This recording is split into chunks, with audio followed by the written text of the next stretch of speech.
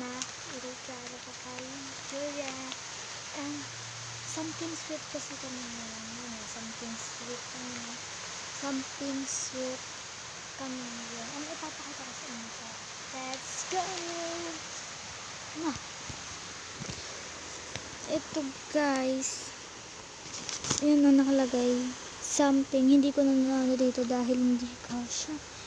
Sweet. And from Julian and to Lay. Ako yun ba? Actually, para sa yung pangalan. Kanina ko lang siya naayos. Pwede Gora, hintayin natin si mama para sabihin natin na hintayin natin yung ano natin. Go! Pakak! Pakak!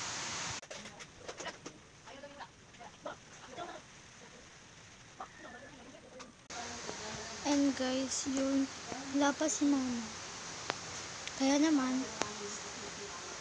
abangan nyo na lang yung part 2. Dahil paubos na yung oras ko. So, bye-bye. Charot lang guys. 1 minute pa lang and 29 seconds. Kaya naman,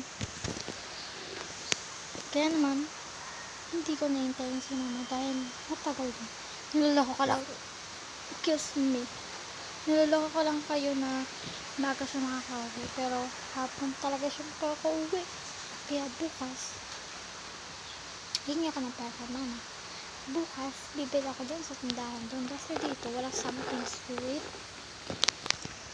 Kaya uwi na ako. So, hintayin na lang yung part 2 na pupunta ako doon sa tindahan. Let's go! Bye-bye pala. Thank you for watching.